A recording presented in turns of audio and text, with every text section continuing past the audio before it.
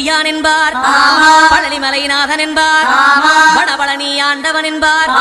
சரவண பவன் என்பார், நிமலன் சுவாமி என்பார், தண்டாயுதபாணி என்பார்,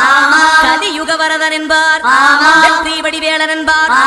வீரபடி வேலன் என்பார், மரகத வண்ணன் என்பார், ஞானப்பலம் கேட்டவனா, நம்பினோரை நாடுபவனா, காவடி பிரியனாம், ராஜ அலங்காரம் கொண்டவனா, ஆண்டியாய் நின்றானா, ஆனால் செல்வத்தை எல்லாம் கொடுப்பானா, அப்படிப்பட்ட முருகனவன் ரொம்ப ரொம்ப சின்னவனா சுவாமி. சின்ன சின்ன